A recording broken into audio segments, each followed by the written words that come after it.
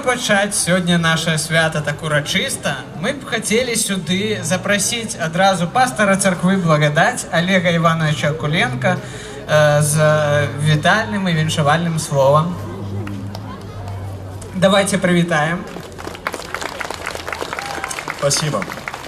Дорогие друзья, рад приветствовать всех вас. И прежде всего спасибо всем вам, родители, мамы, папы, детки ваши, за то, что вы нашли возможность прийти сегодня на этот праздник. Мы получили приглашение, там было определено время начала нашего праздника. И в этот прекрасный день, во-первых, выходной день, воскресный день, хорошая погода, лето продолжается.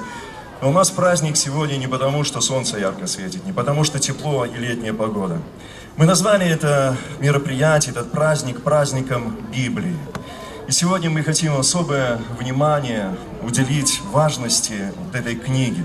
Вообще, начало сентября, уже как тут радостно, нерадостно для школьников, но это, как правило, дни линеек, начало занятий в школах, университетах, колледжах.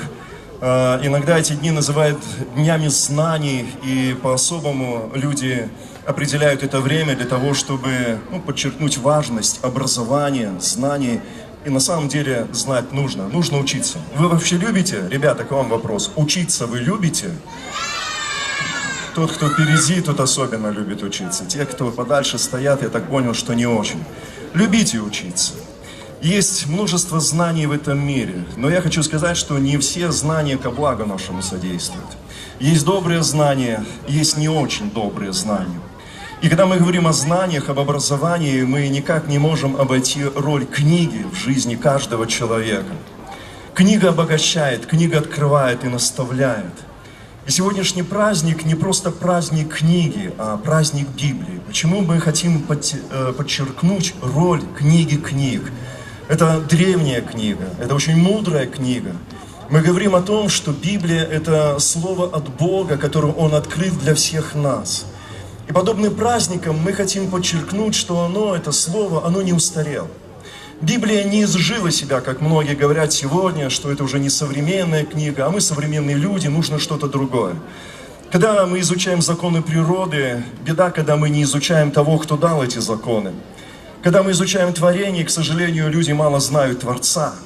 А Библия как раз-таки и открывает нам Бога, как Бога, сотворившего все в этом мире, нас самих. Бога, который являет благость и милость свою, научает нас всякой истине. Когда-то 500 лет назад, и в прошлом году мы особенно праздновали эту дату, 500-летие печати, издания Библии на белорусском языке. Это было особое время, когда наш народ, белорусский народ, получил Библию, печатную Библию на доступном языке. Сегодня мы своего рода продолжаем этот праздник и говорим о том, что и сегодня, уже 500 лет спустя, нам нужен Бог, нам нужно Его Слово.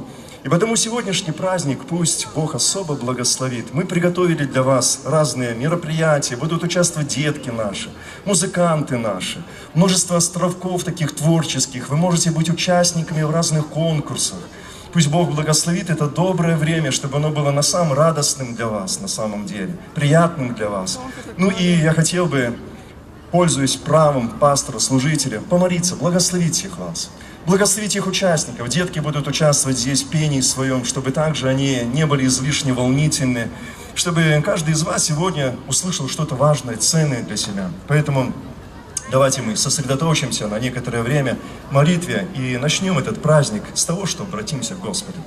Отец Небесный, мы благодарны Тебе за этот прекрасный, добрый день, за это прекрасное время, за возможность совершить этот праздник. И мы назвали этот праздник праздником Библии. Я благодарю за это слово, которое Ты дал нам для наставления нашего, Господи, чтобы был совершенен всякий человек, взрослый ли, ребенок ли, чтобы через это слово мы познавали Тебя, познавали волю Твою, познавали, кто мы есть и для чего мы приходим в этот мир. Это слово глубокое, оно богато, оно исполнено Божьей мудрости, оно дает жизни, оно дает наставление к вечной жизни.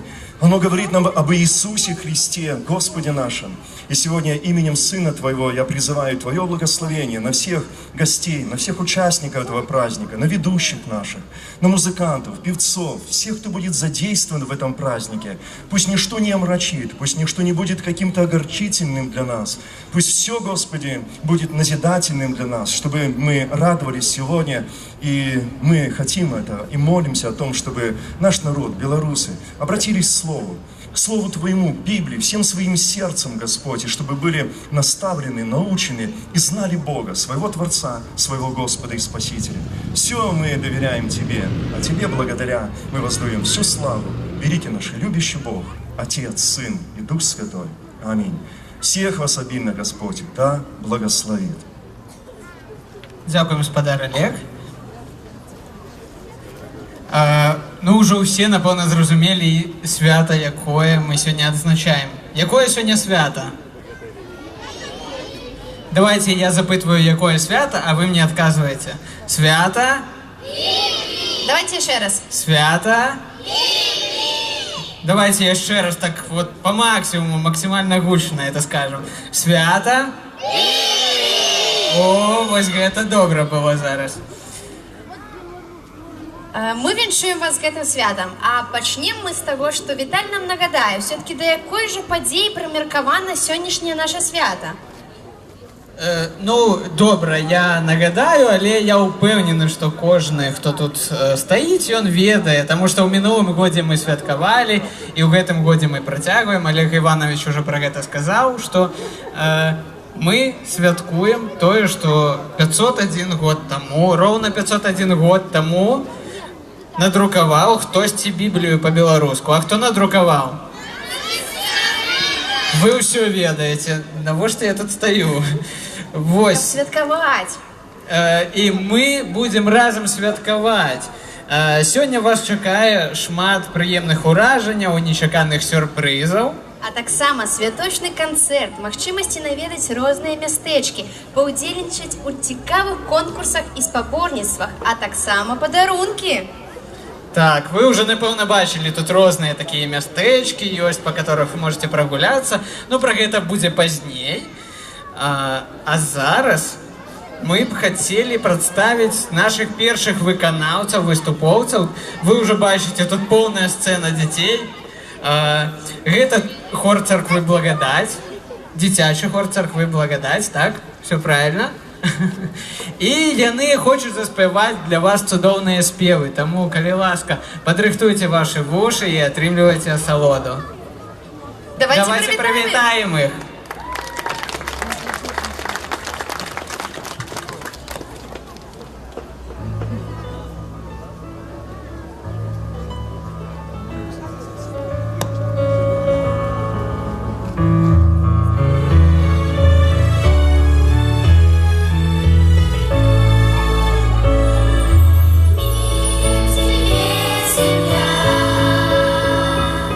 Где ты живешь, и я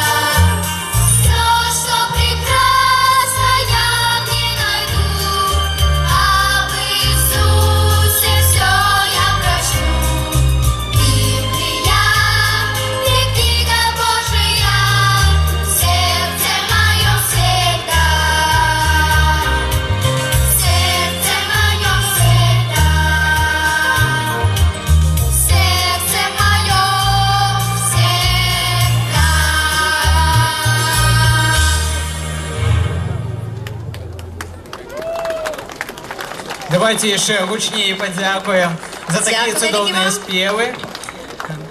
Давайте. Это был дитячий хор церкви Благодать. Давайте їм подякуємо. Дякую вам велике. А зараз ми хотіли б запросити сюди виступити з сольним номером Олесю Ракіть. Яка й виконає спів. Дякую. Давайте її привітаємо.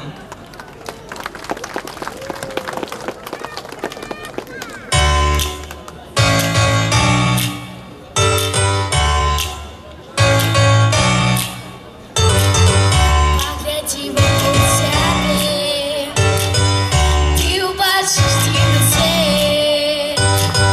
Світ, яким все як треба, квітки, тушки, сонце, небо, від Божий світ. На-на-на-на-на, одна родима ми сім'я. Ляси, мураки, яри, усьо нагадує Творця. Птушки, реки, водоспади, колір скури, неба, фарби, справи нашого Творця.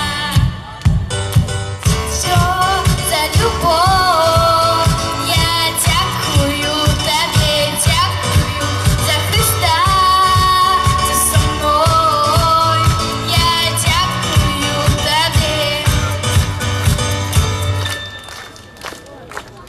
Люди, ми його творення, Господь нашого життя. Гучно славте його ім'я, гучно славте його співи, справи нашого Творця.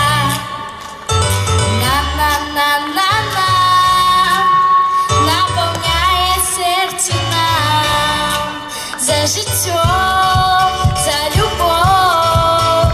Я дякую тобі, дякую за Христа, що со мною.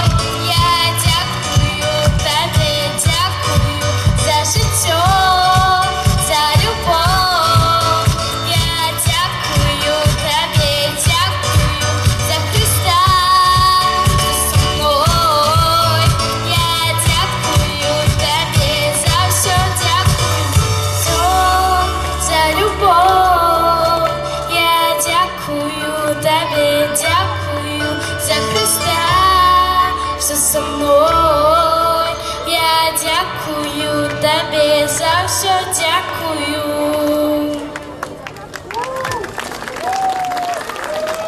Олеся зараз подякувала Богу, а ми давайте подякуємо гучно їй за такий пригожий цудовний спів. Вам сподобалося, як співала? Тоді давайте гучно Давайте ще тоді раз подякуємо. подякуємо. А вам сподобалося, як співав дитячий хор? Ну тоді давайте попросимо їх виконати ще один спів. Нам просто так само сподобалося, і ми вирішили, чому б ще один спів їм не заспівати. Вони роблять це просто шиковно. Тому давайте послухаємо ще один спів у виконанні дитячого хору церкви Благодать.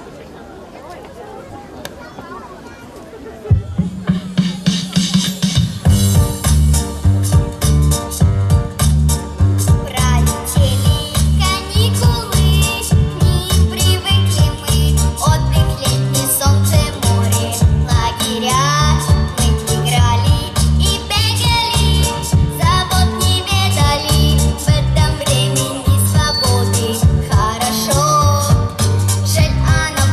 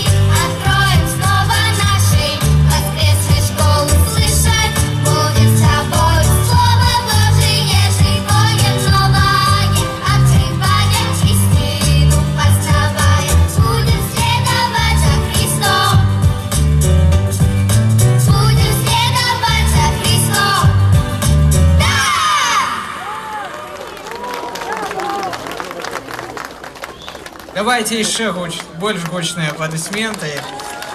Этим маленьким удельникам. Яны з такого маленького ўзросту уже славить Бога и кажуть, будем следовать за Христом. І на гэтым першая частка нашага святочнага канцэрту падыходзіць да завяршэння, але толькі першая частка канцэрту. А зараз у нас пачнецца праца тых самых мястэчкаў, пра якіх мы вам абяцалі распавесці. Вось вы уже, напэўна, бачылі тут по перыметру шмат розных мястэчкаў. Што можна там рабіць? Увага, увага, увага! Зараз такая важная інфармацыя. Там можна будзе зарабіць. Як гэта зрабіць, вам скажуць адказныя людзі. У іх там ёсць такія маечкі 500 год беларускай Бібліі альбо старажытныя касцюмы. Яны вам распавядуць, як зарабіць мясцовую валюту. Як называецца мясцовая валюта? Сёння на нашым свяце будзе дзейнічаць адмысловая мясцовая валюта. Яна называецца таллеры. Гэта адзіная валюта, которая сёння будзе дзейнічаць на тэрыторыі нашага свята. У адных мястэчках вы сможаце зарабіць гэтыя талеры, а ў іншых патраціць. Каб зразумець, дзе можна зарабляць, а дзе можна іх траціць, паглядзіце, калі ласка, вось там лунаюць такія розныя балонікі, шарыкі. Ёсць жоўтыя і блакітныя. Блакітныя – гэта там, где можно зарабіць гэтыя талеры, а жоўтыя – гэта там, дзе іх можна патраціць. Вы можете, ў прынцыпе, спачатку прайсціся, паглядзець, што дзе ёсць, а пасля ўжо пачынаць іх зарабляць і траціць. Ну і нагадваем, што валюта, якая тут дзейнічае, это талеры, не рублі, не даляры, не еўра, не біткоіны, нічога гэтага не дзейнічае, толькі талеры. Зарабляйте і тратьте у конкурсах і гульняў. Поспехаў вам!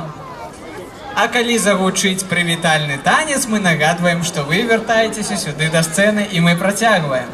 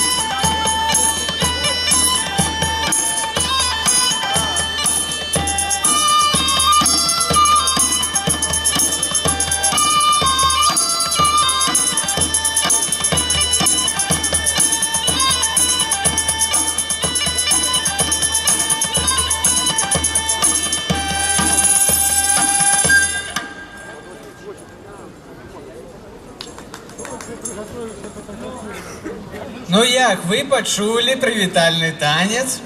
А гэта значыць, што трэба падысці бліжэй да сцэны, каб пачуць все тое, што будзе тут адбывацца. Мы вас чакаем тут, калі ласка, падыходзьце сюды.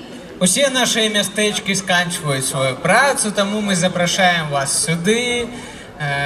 Ужо спыняецца і заробак грошай, і іх трата, таму, калі ласка, падыходзьце да сцэны. Вось. Тут нас далей чакае святочная праграма, святочны канцэрт і, як мы абяцалі, сюрпрызы у выглядзе розных выступоўцаў. Падыходзьце смелей, бліжэй, каб лепш чуць. І не толькі пачуць, але і пабачыць. Тут таксама будзе шмат цікавага адбывацца, таму мы вас чакаем тут, калі ласка, падыходзьце. Мястэчкі, да, яны зараз прыпыняюць сваю працу на некаторы час. Пасля вы зможаце вярнуцца, але пакуль што давайце, калі ласка, падыходзьце. Складайце свае талеры ў кішэні, яны вам яшчэ спатрэбяцца, не выкідайце іх. Талеры яшчэ сёння можна будзе патраціць. І зарабіць, і патраціць зноў. Я ўжо бачыў, што тут ужо некаторыя з такімі добрымі стосамі талераў хадзілі. Я думаю, што можна будзе такі некепскі падарунак за іх прыдбаць. Я думаю, хутка ўжо ў кішэні не будуць лазіць вашыя талеры. Вот, таму, да, не забывайце, што іх таксама можна і патраціць. Вот, а тым часам мы вас чакаем тут, усіх вас чакаем тут. Ну і вы ўжо маглі заўважыць, мы запрашаем тут на сцэну, яны ўжо тут. Александр і Алена Веслаўскія. Александр гэта спевак і кампазітар, былы ўдзельнік легендарнага гурта «Песняры». Алена гэта яго жонка, которая таксама суправаджае яго музычна і таксама ўдзельнічае ў ягонай праграме. І мы б хацелі запрасіць іх прадставіць праграму «Маленне за Беларусь» на вершы знакамітага паэта Рыгора Барадуліна. Давайте прывітаем спадара Александра і Алену.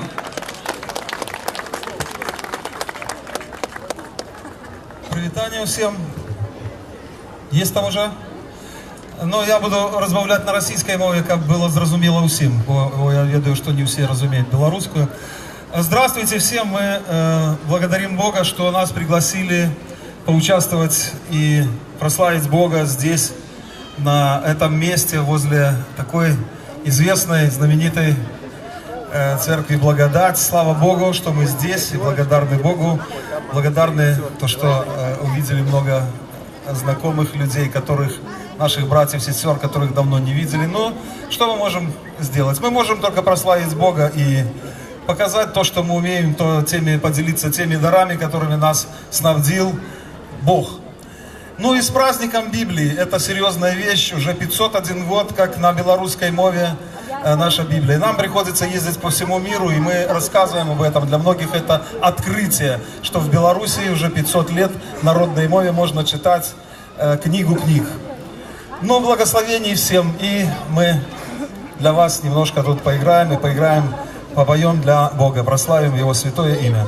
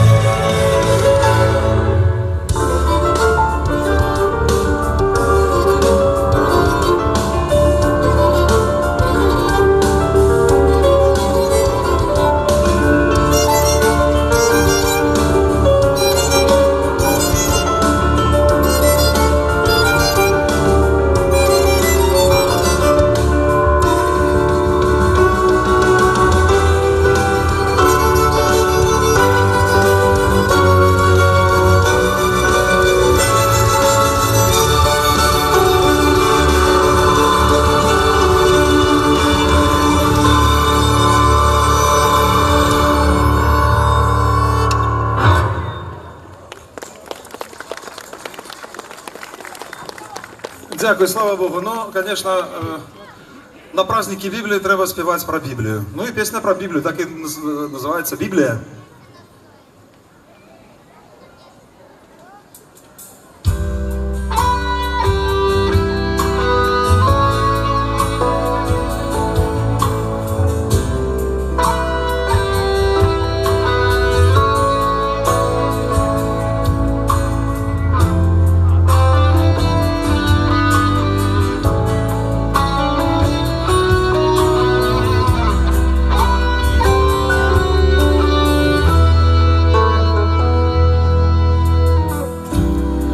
Як у студенную раку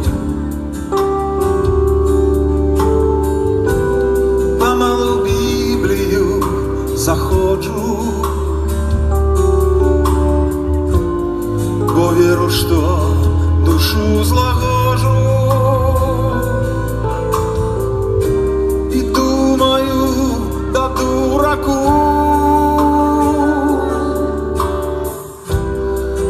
ладариста рака, розвітвається з берегами, і змарнований в день пергамент жовтіє у крилах ветрака. Свежие воды северка, чужая теснота людская, душу спокоем обмывает, як свет глубокая рака. Свежие воды северка, чужая теснота людская,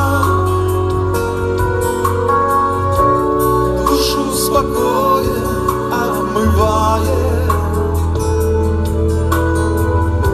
як свет глубокая рака.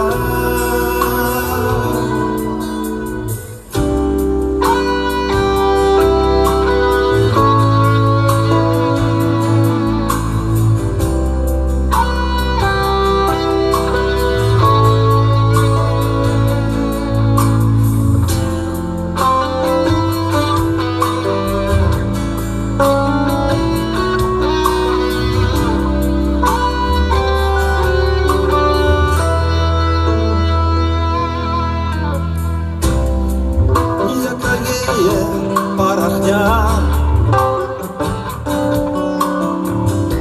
у прах перетворивши порох, глуши боль, молчить брехня, и страх не ворухнется в горах, як у студенную раку.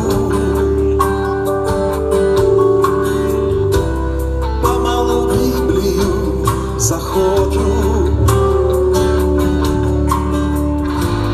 бо віру, що душу злагоджу,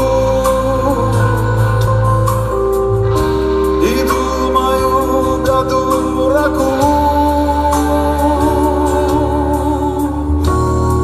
свежі води северка, чужая теснота людская, душу спокоем обмывает, як свет глубокая рака. Свежие воды северка, чужая теснота людская, душу спокоем обмывает, як свет глубокая рака.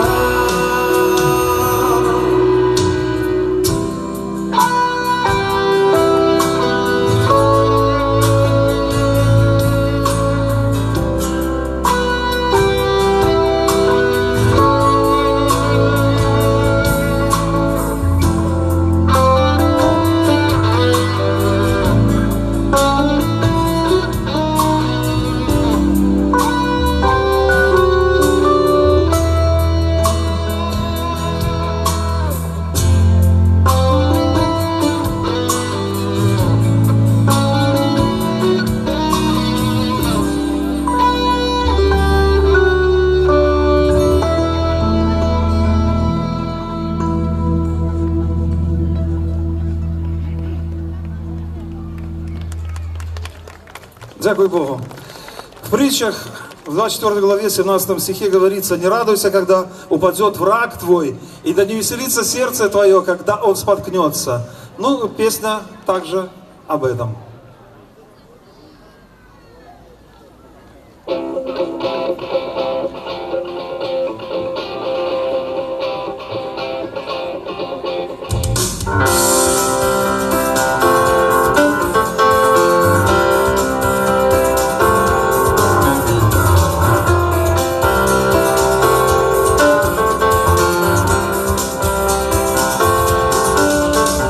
Ушасти розные ровные все удате, хоть кожну живе на своей плотнице.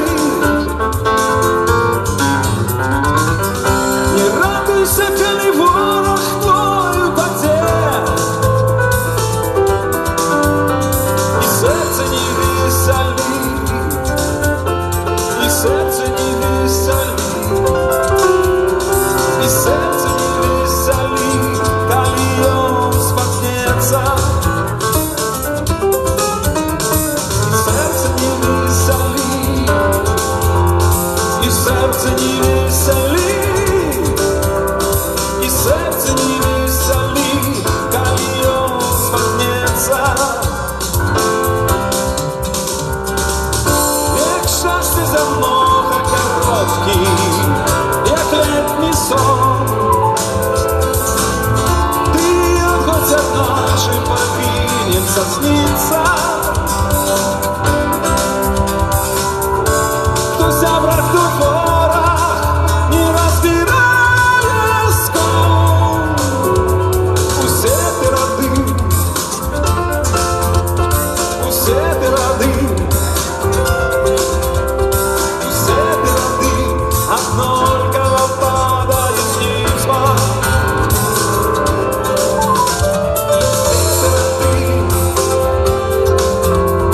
Усе ты роды, усе ты роды, одно падает с неба.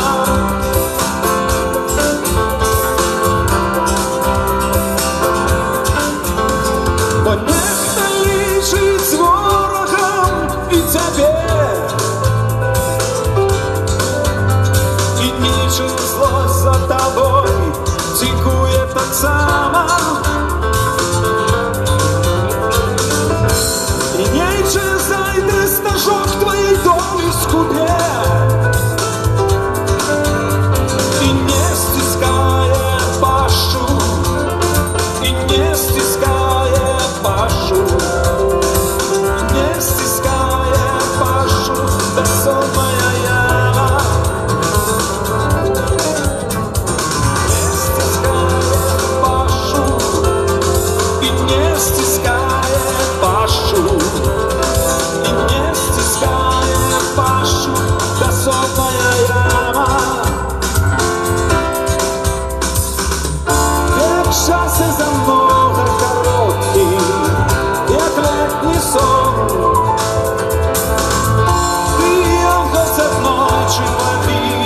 Снится. Кто враг, кто ворог, не разбирая скон. Усе ты роды, усе ты роды, усе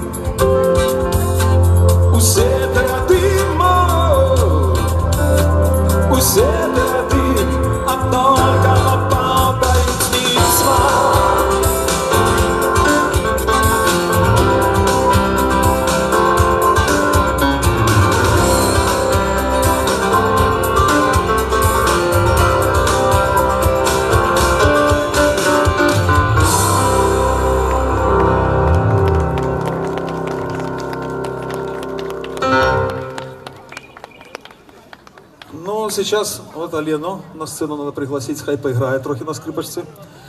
Следующая песня это о Шимоне, как ударение кому как нравится, Симоне на белорусской мове, который стал Петром.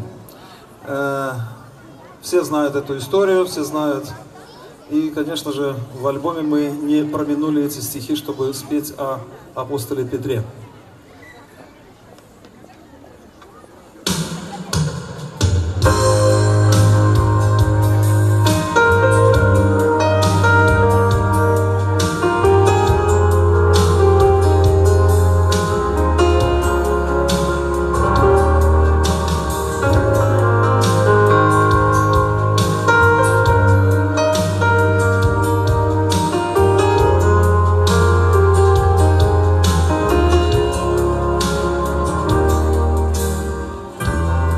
Тут жил рыбак Симон і камяні, як быццам і дагэтуль пахнуць цінай.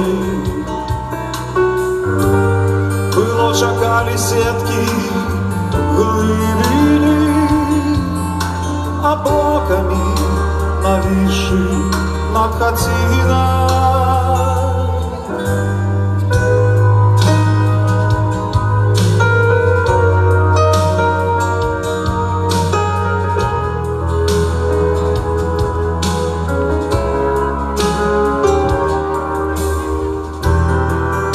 Галилейское урожай не выпускала с хвалистых засеков. И рыбаки почули разочай, я посраблю за вами человека. Назвал Симона Петра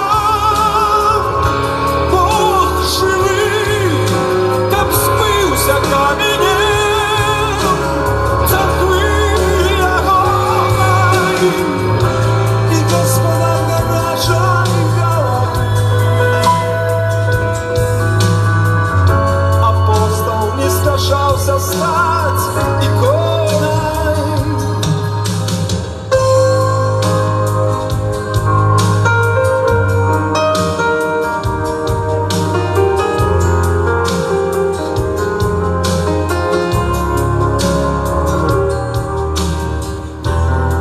И он забывался новой души и пел крик почув. А подрачися і у вірності до сконцю клянучися, а промираю отримав ключі. Назвав Симона Петра, Бог живий, так збився камінь.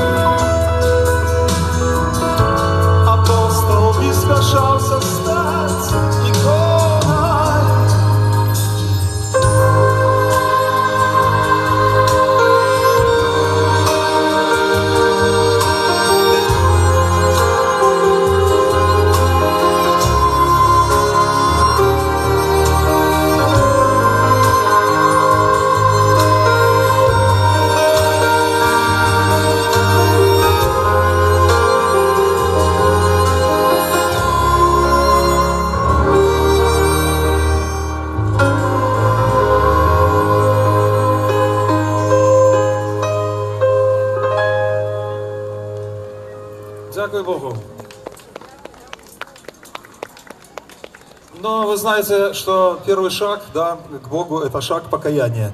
И, конечно же, в этом альбоме есть песня о покаянии. О том, что Бог нас прощает и дает возможность прийти к Нему в белых одеждах праведников, а не в грязных одеждах грешника.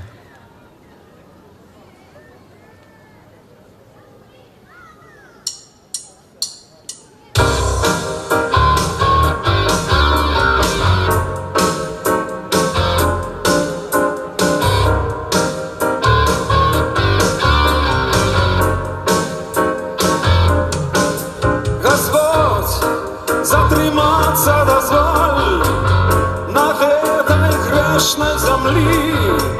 Зрабила скальвейший мой боль, души равновагу пошли праз ночь, что життем нарекли. Я йшов на твое світло, гублялася стежка в пилі, ти в серці світання жило. Почую тебе и глухи, отеческое чувство прочь. Провины моей грехи даруй, летостивый Господь. Почую тебе и глухи, отеческое чувство прочь. Провины моей грехи даруй, летостивый Господь.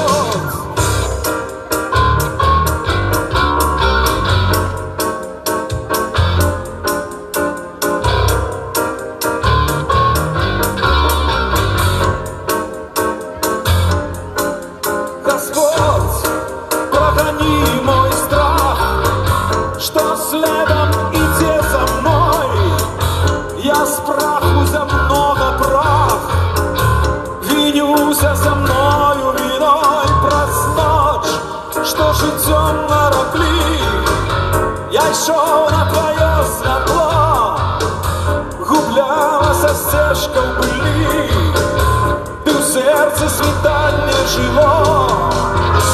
Почую тебе и глухи, отеческое чувство прочь.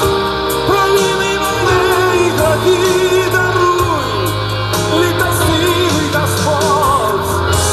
Почую тебе и глухи, отеческое чувство прочь.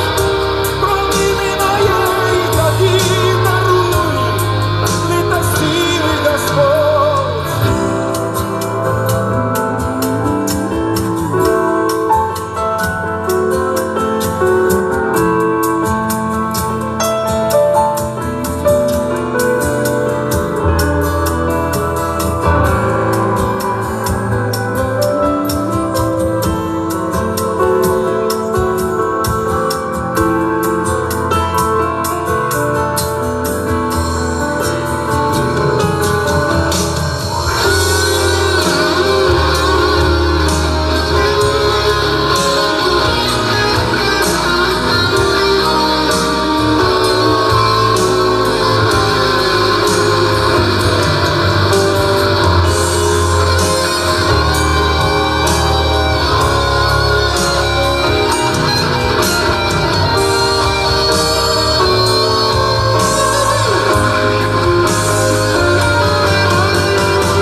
тебе и глухи, отеческое чувство прочь.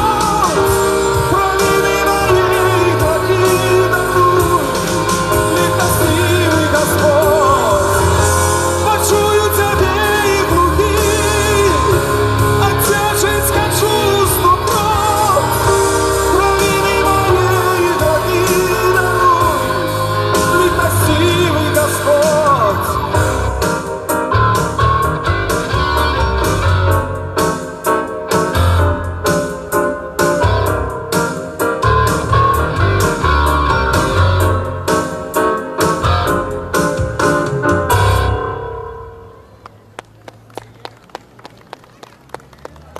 Дякую Богу. Но Беларусь это родима кахання, да? Кто со мной не сгодный? Поднимите руки. Кто не сгодный, что Беларусь родима кахання? Все сгодны? Ну, слава Богу. Надо водички попить, слухай.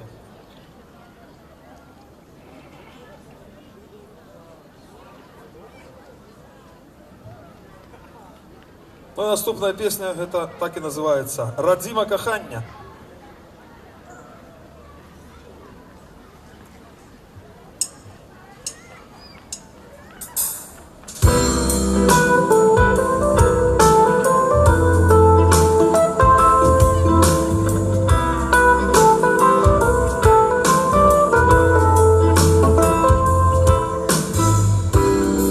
Родный край, это там. Родный край, это там, где однойче кохання народилася, как народить. Для очей молодых молодое свидание, как на радость душу разбудить.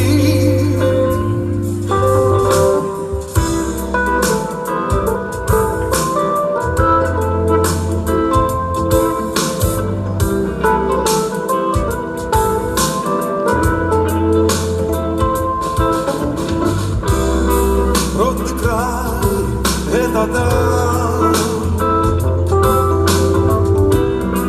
Родный край, это там, где раптовно кохання у полону взяло повело. Необдумно рашуча тебе на споткання, как погода взяла под крыло. Я кохаю, луна и небеса видание. Я кохаю, раком заболеть. Кожний носить у серці радіму кохання. На коханні тримається світ, на коханні тримається світ.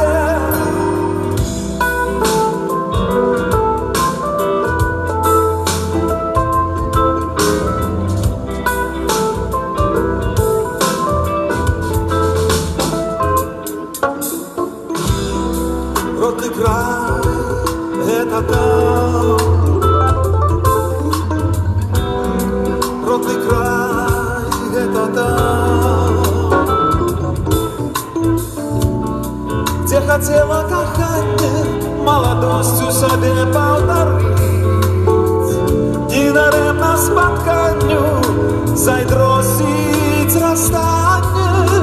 Зорка щастя висока горить. Я кохаю, луна и небеса витание. Я кохаю, раком заболеть. Кожний носить у серці радіму кохання. На коханні тримається світ, на коханні тримає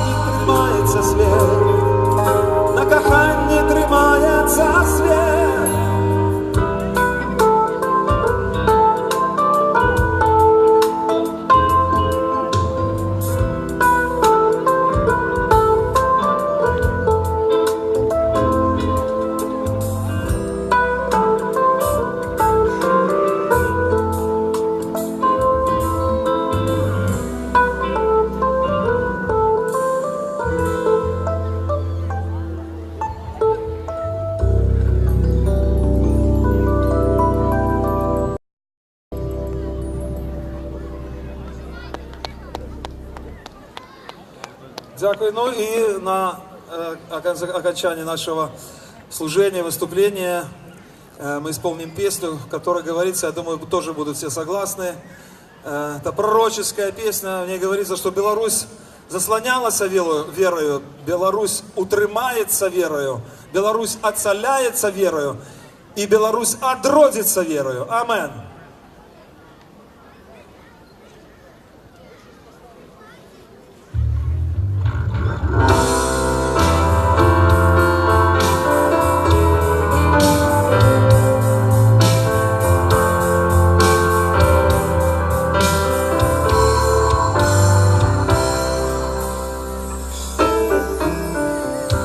Людський не злічыць вякоў, свой узрост ён згадкамі мерае, ад навалы з усіх бакоў. Беларусь засланялася вераю, кожнаму па сваім каўшу. Як бабылка туга вячэрае, д'яблу не прадала душу. Беларусь утрымалася вераю.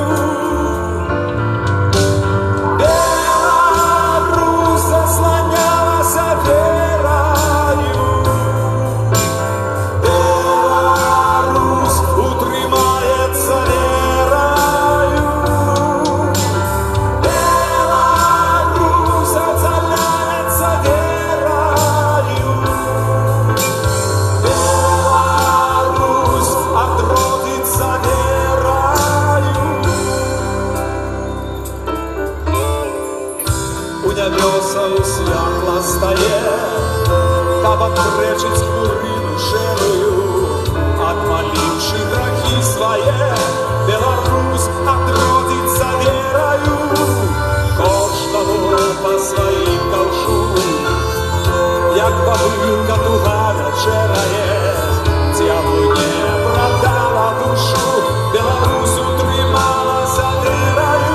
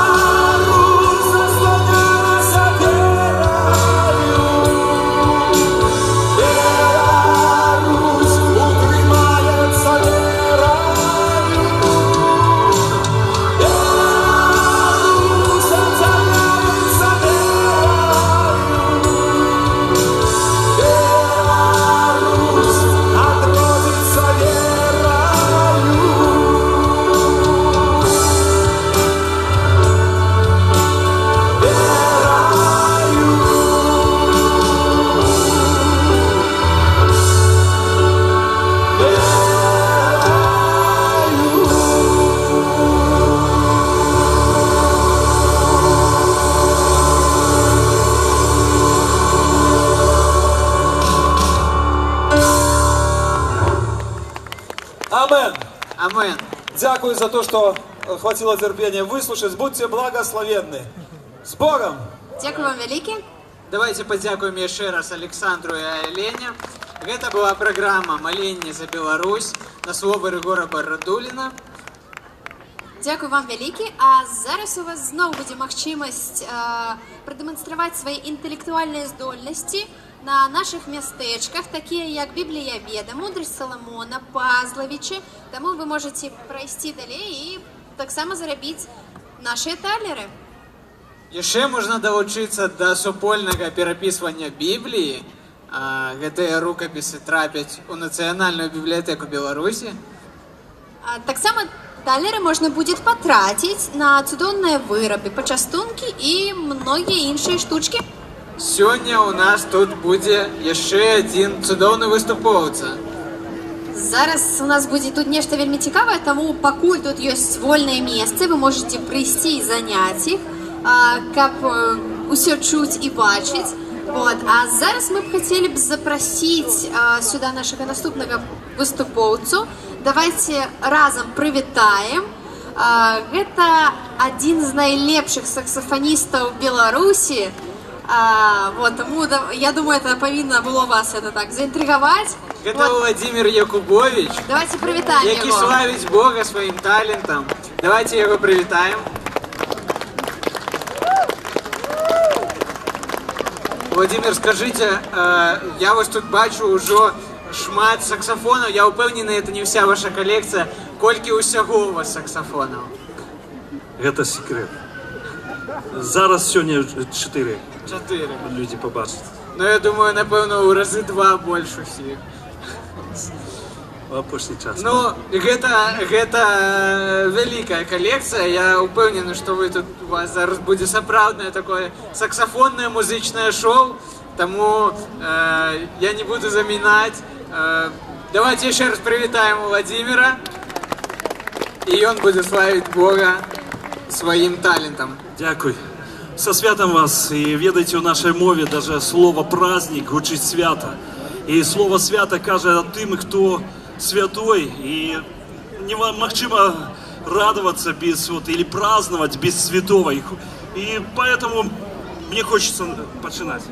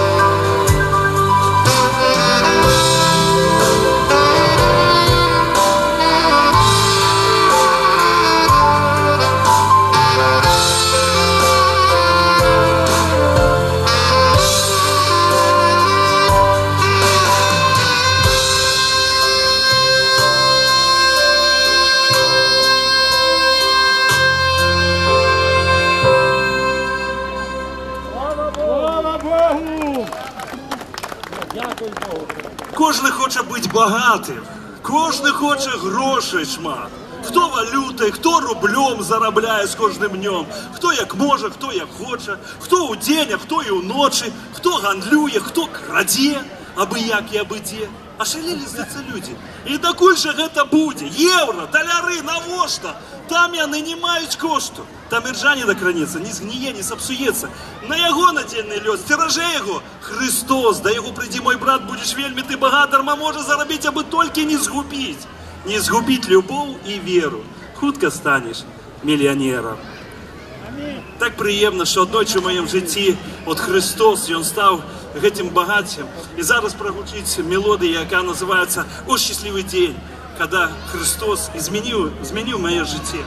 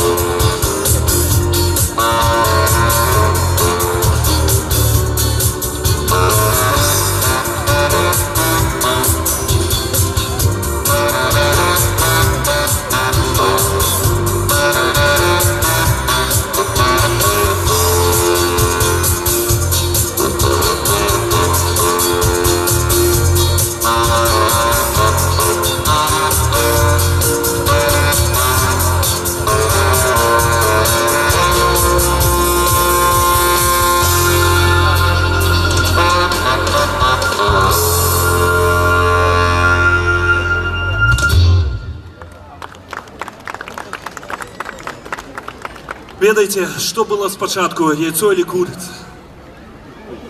И прежде чем были какие-то музыкальные инструменты, были самые первые, это были трубы или духовые инструменты. И мне так приятно, что откуда я все это знаю, я знаю из этой книги. Эта книга говорит о том, что однажды люди начали трубить в трубы. И все думают, что первой трубой было вот это. То есть рог животного. У меня в руках рог антилопы куду. Есть антилопа гну, но вот это рог антилопы куду. И все думают, что вот первое было вот такой рог.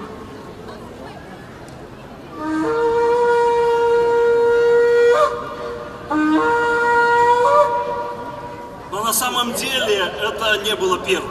Самый первый рог, который упоминают в Библии, и эта книга говорит, это был бараний рог. И когда мы читаем книгу Иисуса Навина о том, что священники ходили вокруг стены Иерихона, они держали рога в руках. Или когда мы читаем о Гедеоне, Этот рог называется в Израиле шафар или вот рог Ашкенази. И здесь вот в этот рога вот скоро будет в Израиле праздник труб. И раввины, они будут трубить в эту трубы.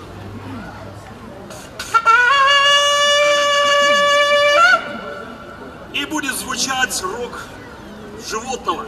И все это написано в Библии. И оказывается, оттуда все происходит.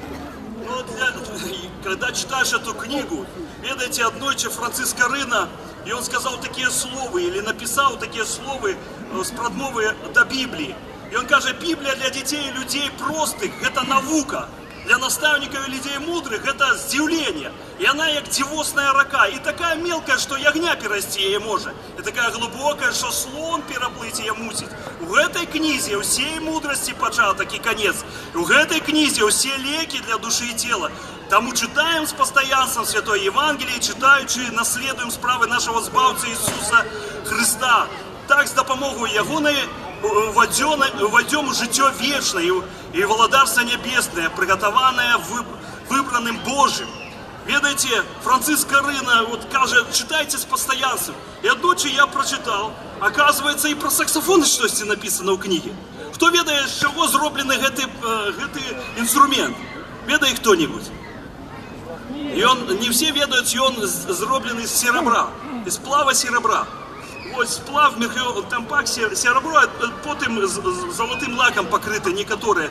Ну, и оказывается, вот у этой книги числа, в 10 главе каже, и сказал Господь сказал Моисею, говоря, сделай себе 2 серебряные трубы, чеканные, сделай, чтобы они служили тебе для созывания общества и для снятия станов.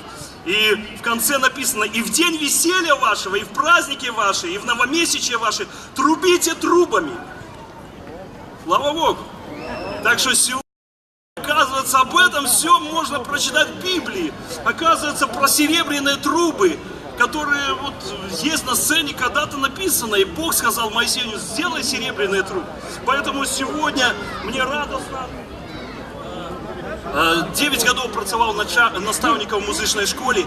И вот и для детей, коли чуете, если кто-то из детей чуе меня и хочет поспробовать, вот пограть, после можете подойти до меня, я это вам допомогу в этом, и это все безкоштовно.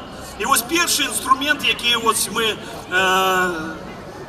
використовуємо в музичній школі для навчання дітей, это вот такие блокфлейта и флейта, на нем так само можно славить Бога и играть. И еще один инструмент, который зараз вы почуете, и он вельми похож на пианино, но это также духовый инструмент, чтобы грал, и он треба дуть. Это мелодика. И вот на всех этих музичных инструментах зараз я сыграю в эти вельми знакомые мелодии. И хоть да будет имя Бога прославлено.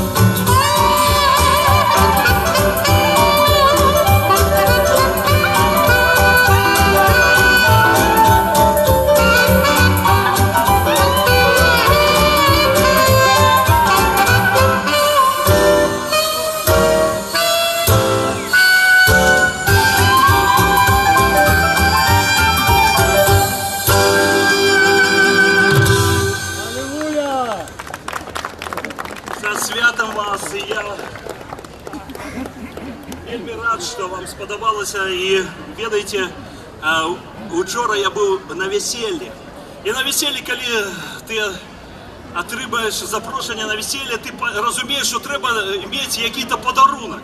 І люди дарять свої подарунки молодим. І ось коли однойчі я побачив, як люди дарили подарунки, один чоловік підійшов до молодих і дарить їм Біблію. Я так подумав про себе, думаю, ось, може не чекали гроші, може якісь ще що-нибудь, а що? Это и он так надумав таку Біблію подарити молодим. А вони взяли, він каже, осторожно, закладку не вироньте. І коли вони відкрили цю Біблію, то там були долари. Я не знаю, чим ви подумали. О мудрості того християнина, или скільки там доларів було в цій Біблії. Ось, но я от зрозумів, що яка мудрость? Коли ми от читаємо цю книгу, ми можемо отримати щось більше велике. І цей чоловік хотів сказати, що люди на цих грошах, на этих даже грошах написано с обратной стороны «Ингат вечерас». То есть мы доверяем Богу. Доверьте свою Богу жизнь не бумажкам, а доверьте Богу свое життя. І ось який він Бог, як його зрозуміти. Ось все це ви можете получить на это питание отказ, коли будете читать эту книгу. И вот такий подарунок, и это мне сподобалося. И однойче, коли был здесь, в этой церкви, меня запросили на день народження у Барановича. Я думаю, что подарить там. Кажут, что будет народження у одной девочки, там, у моих друзей, сябров, их дочка. И я думаю, куплю Библию. Вот здесь их можно купить у крамі. І ось я взяв Біблію і прийшов, я бачив, як люди дарили різні подарунки. І я бачив, що ця дівчинка, вона сидить у інвалідній коляске. Ви знаєте, люди хотіли їм дорогі ігрушки, а я прийшов з Біблією. І коли я как-то подарил ей эту Библию, она взяла и говорит: бабушка, она для взрослых, это же не детская Библия, я уже буду читать. И я увидел, что она очень прижала к себе, ей вельми сподобався цей подарунок. І пройшов час, я приїхав знову, і я бачу, що ця Біблія, і вона потрепана така. Тобто бачу, що ця дівчинка, і вона читає цю книгу. І коли ви будете ходити кому-то на дні народження или народження, берите, дарите цю книгу. Я вельми добрий подарунок для людей, і вони різні бувають. І зараз я ще так само хочу зіграти ще одну мелодію, яка має назву «Вечная любовь». Так ведаешь, что когда читаешь эту книгу, познаешь об этой вечной жизни, об этой вечной любви.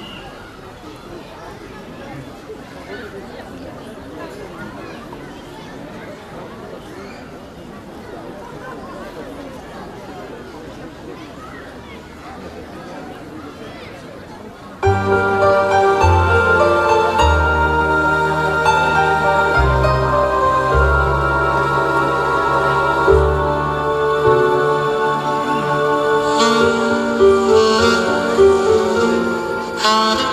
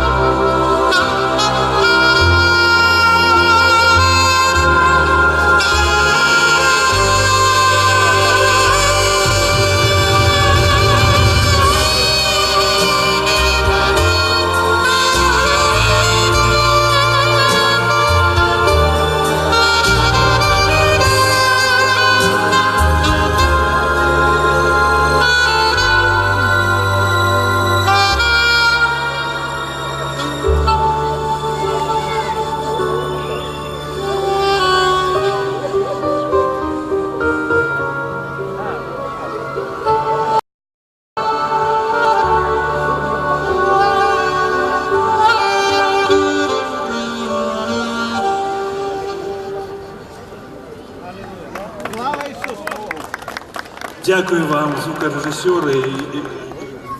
Если вы ведали, это лучше, что я эти дни чую. Ваша праца, это да благословит вас Бог. Это вообще, мне не хочется сходить с этой сцены. Ну шучу. И ведаете, один саксофон 6 издав.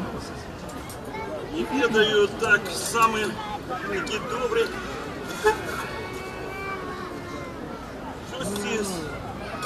Може треба і щось не працює. Вельми складаний інструмент. Коли гості приїжджають у нашу Білорусь, я їх везу сюди к нашей национальной библиотеке. Некоторые лезут на вышедшую точку, а некоторые, вот я показываю им Франциска Скорину. И говорю, разумеете, что руки Франциска Скорини куди? Они вот так, или вот так, или вот так. Яны до неба. А ведаете, что я тримаю? Одна рука до неба, а что я тримаю в другой руце? Да, Библию. И вот вельми приємно, що на нашій бібліотеці, коли підходиш до неї, ось ці дві скрижалі і слово із Біблії, на одній скрижалі я побачу там більше 10 на різних мовах ці слова із Біблії, з нашої Біблії. І ось, і вельми приємно, коли і у нас в Мінську, в Білорусі, можемо бачити таку справу, що ось слово із Біблії, ось вони надруковані на різних язиках. Ми маємо подарунок, я ж зараз працюю в одной организации, у нас есть такие книги «Мой Франциск Скорина». И один человек жил в нашей Беларуси, и вот он написал такую книгу, ну, на русской мове. Если кто-то хочет побачить или взять эту книгу, читать о Франциске Скорина, еще хочет что-то познать, то можете подойти, коли ласка, и я вам зроблю подарунок от нашей организации, в якій я працюю несколько годов. И зараз я хотел с вами спеть одну песню. Вельми приємно, що ми, білоруси, от коли приїжджаю куди-небудь, от був у Чечні, у Грозному давав концерт, і приїжджаєш, коли чуєш, що ми з Білорусі, вельми люблять нашу країну, нашого президента, люблять і ось, і добре відносяться. У Грузії був, у Азербайджані був, ну, приймають вельми добре нас, білорусів. Ніколи ще не чув, щоб діти не любили білорусів. І ось я всіх вчу одної пісні, яка написана ось здесь, у Мінську. На жаль, чоловіка этого з нами нету, но он написал вельми добрую песню, и какой бы краине не был свету, везде мы спеваем эту песню, написанную из Минска. И его зараз здесь в Минске хочется заспевать вместе с вами. И мы будем спевать песни, а вы там в одном припеве мы будем петь «Люди, дайте руки друг другу». Люди, дайте руки друг другу. И вы поверните соседу или к соседке и дайте руку свою, хорошо? А в другом припеве будем петь «Люди, улыбнитесь друг другу». Люди, улыбнитесь друг другу. И тот, кто рядом с вами, пусть увидит ваши красивые зубы или протезы. Вы улыбнитесь друг другу. Знаете, и будем в конце поднимать руки до неба, что воздавать Богу славу. Давайте вместе станем и заспеваем эту песню, яка написана здесь в Минске, чтобы объединять нас, людей разных национальностей, чтобы мы славили Бога и спевали мы добрые песни.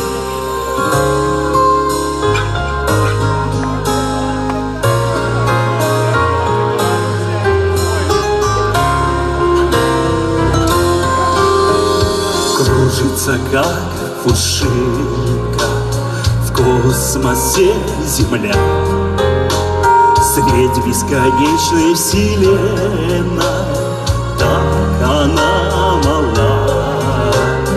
Люди, дайте руки друг другу, люди, дайте руки друг другу, люди, дайте руки друг другу, а Богу ваши сердца.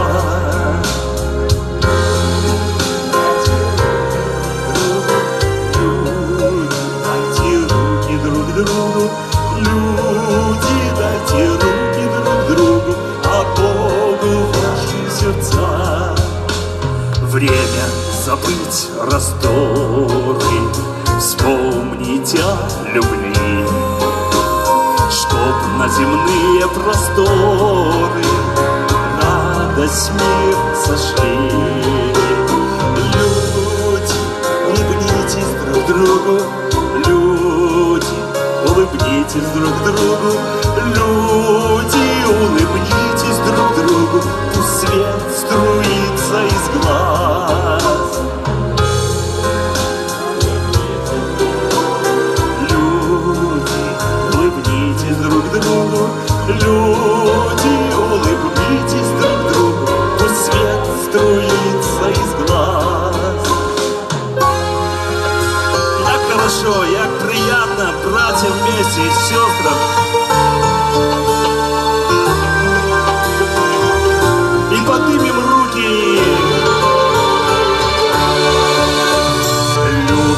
Отец Небесный, всех людей земли и нас, жители Беларуси, так поспешим под чудесный свет Его любви.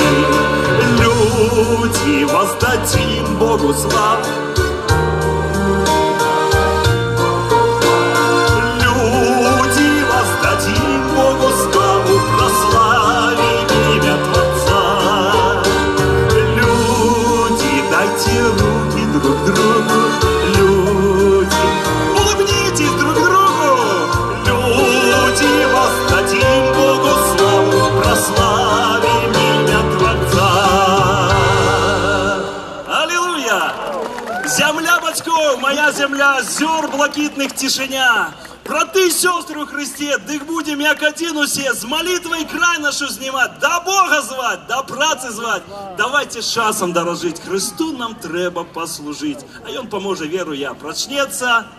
Вся земля, да благословит вас Бог, будьте добрословенны. С Богом! Давайте еще гучнее подякуємо Владимиру за такую концертную программу. Слава Дякую, Богу. Вікі.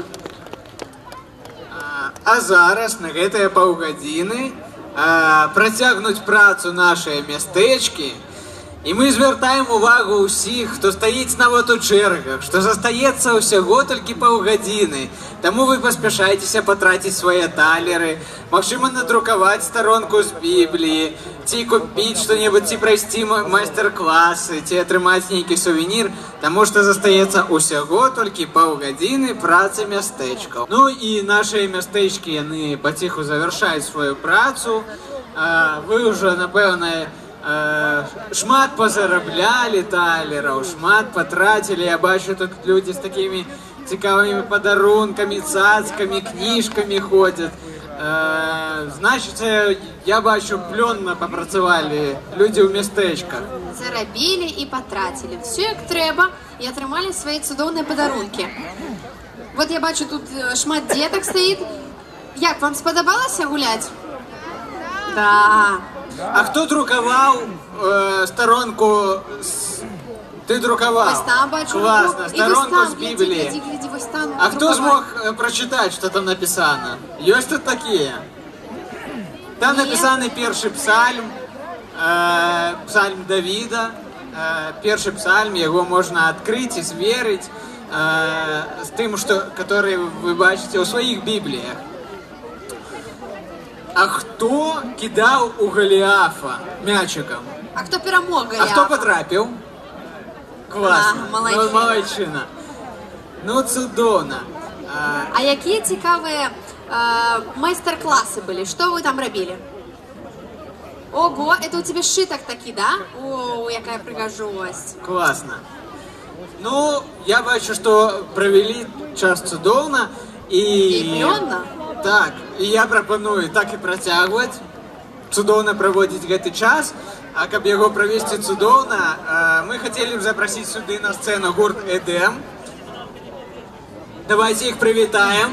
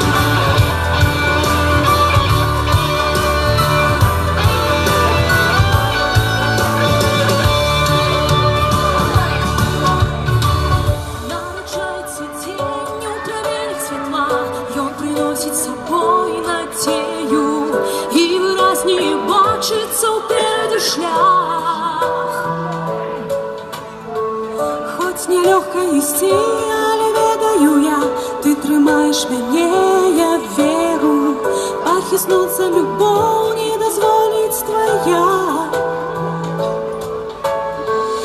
Бог помощь в это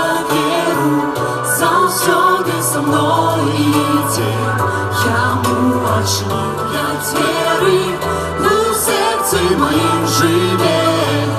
На Бога моя надія, на Його сподівання все.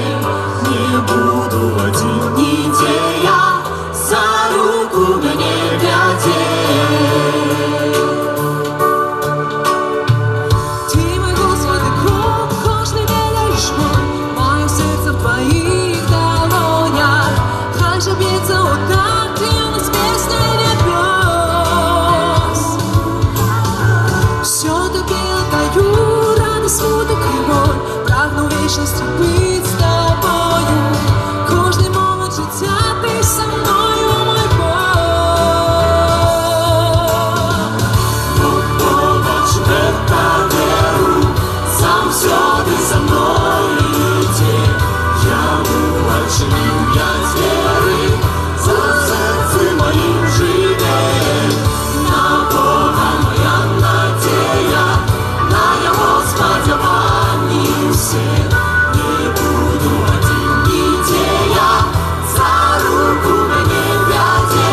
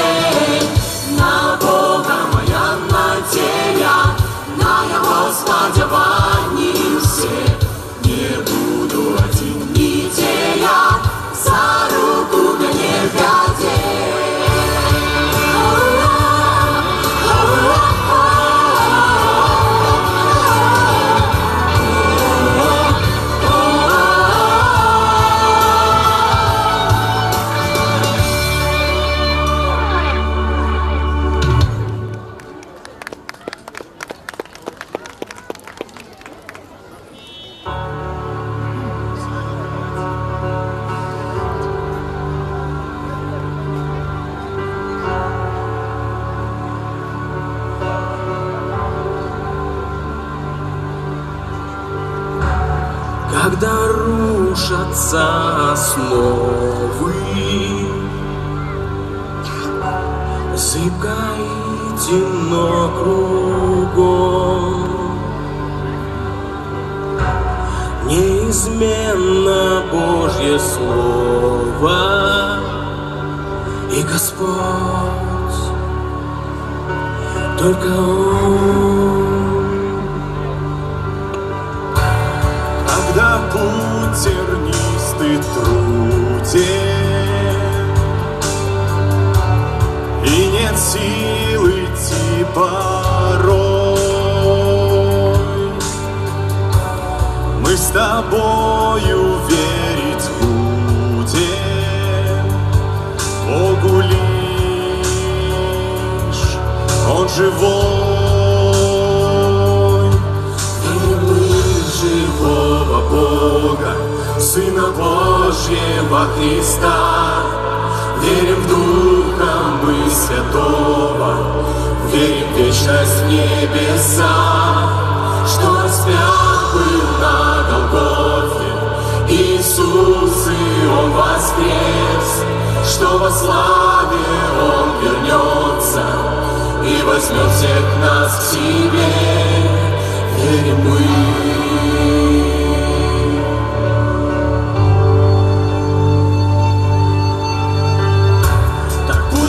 Вера будет сильной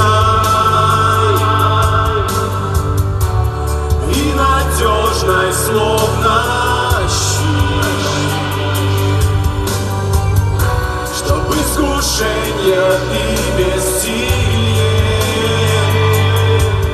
смогли победить. Верим мы в живого Бога, Сына Божьего Христа. Верим в Духа мы Святого, верим в вечность в небеса, что распят был на Голгофе Иисус, и Он воскрес, что во славе Он вернется и возьмет всех нас к себе. Верим, что любовь сильнее зла, не сломить ее, она жива на кресте, она нам жизнь дала. Верим мы, а повержен нет у смерти сил, только во Христе мы победим, не померкнет свет Его любви. Верим мы, верим мы, верим мы в живого Бога, Сына Божьего Христа. Верим в Духа мы Святого, верим в вечность в небеса, что распят был на Голгофе Иисус, и Он воскрес, что во славе Он вернется и возьмет всех нас к себе.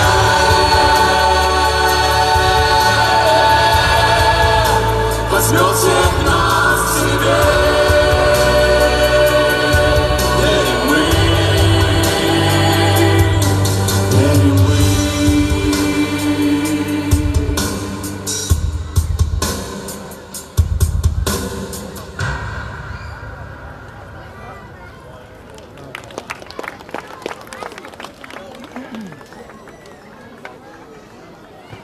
Давайте ще раз подякуємо гурту «Едем»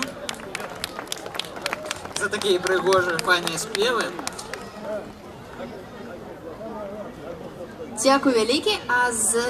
Зараз ми б хотіли запросити на эту сцену пастора церкви Ян Предвестник Антонія Бобкуна, і він поділиться з нами словом І молитви. Слава Господу! Уже наш час нашого свята, і він потиху підходить до завершення. І наприкінці этого нашего святкування я хотів би узгадати слово, яке неодноразово узгадується у Біблії. Як мінімум 3 рази, а може навіть і більше.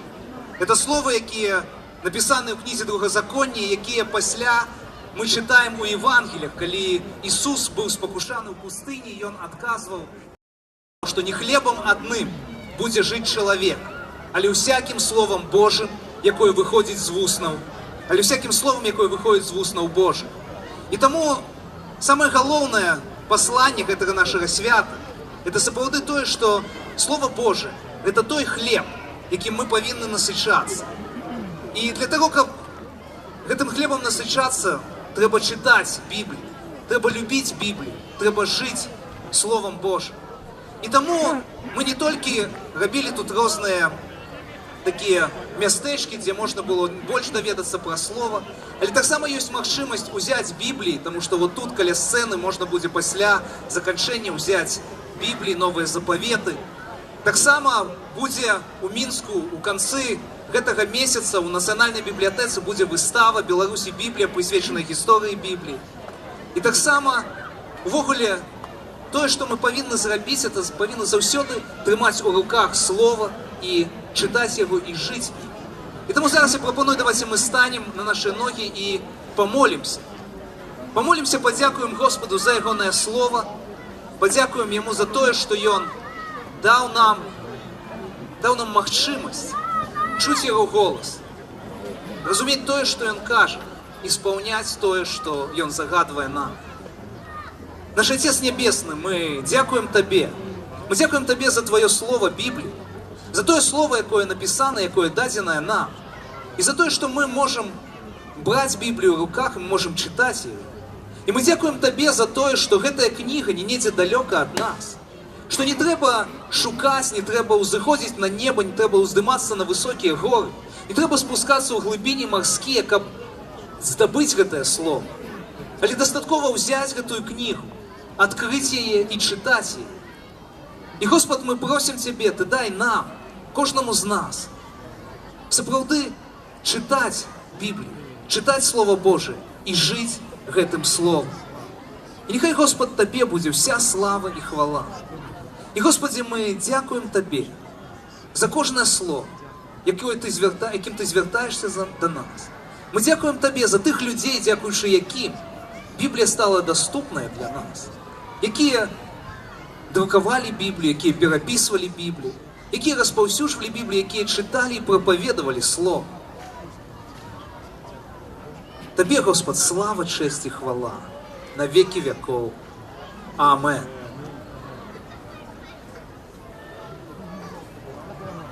Дякую, пастор Антоній. А цяпер мы б хацелі зноў сюды запрасіць гурт «Эдем» для выканання такого фінальнага, заключнага спеву прыгожага. Пакуль яны будуць спяваць гэты спеў, вы, наши волонтеры, яны, скажем так, падораць вам такія памятныя. Да, вось калі вы заўважылі, тут стаяць такія цудоўныя валанторы, якія трымаюць шмат балонікаў. І мы сёння з вами вывучылі новае слово. Балонікі — это шарики. І вы можете падысці і просто атрымаць гэты балонік, усміхнуўшыся гэтым валанторам.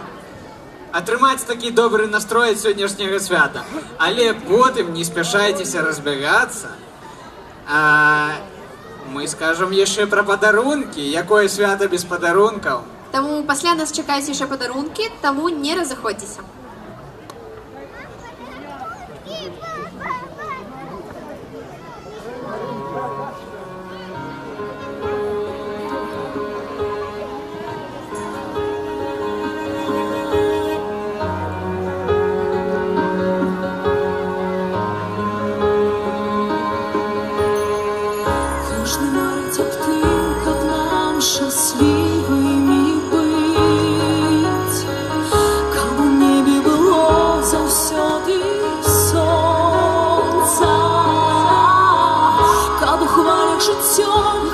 Разом з ветром нам плыть, марить кожний, каб так було без конца. Чоловіку потрібна так у серці любов, без яєї он наогул жить не може. Я кохаю тебе, чакаем гэтых слов. Хто знайсці людям щастя дапаможа? Толькі з Богом не будзе на планете, будут смеяться дети, на день любовь у кожным. Толькі з Богом серцем на небо мы докранемся, насустрач життю прочнемся, верим, что все мы сможем, только с Богом. Момент может изменить этот свет, только Бог. Остается все живое на земле. А не должен, как сам человек, выбрать зло. Всегда благословение, ти проклён. Отвернули от Бога люди сердце свое. Пьяный слово я Богу прошу.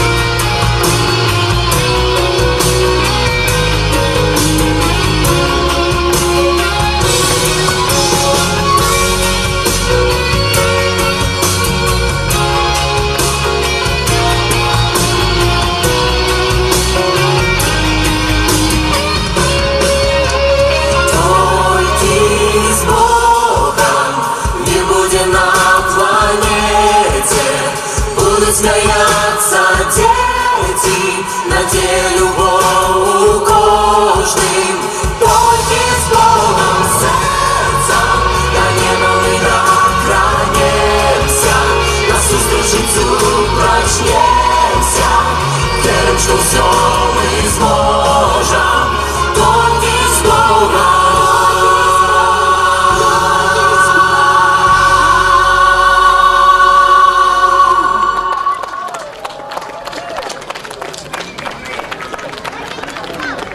Давайте ще гучніше подякуємо гурту «Едем». Ой, яка пригожусь, погляди, кольки балоніків. Чудовно, виглядає просто шиковно. Ну, а ми віншуємо вас ще раз со святом. Ніхто не забив, якое сьогодні свято у нас. Свято? Как-то слабенько. Давайте ще раз. Напевно, попкорна мало з'їли. Свято? У вас есть подсказка на ваших баллониках. Коли вы не памятаете, что у вас за свято, можно глянуть туда. И давайте все разом. Свято! Молодцы! Мне подається, що у початку все ровно гучніше було. Давайте, да? вот, ну, давайте. Вот максимально гучно зараз. Свято! Молодцы. Ось так уже лепш.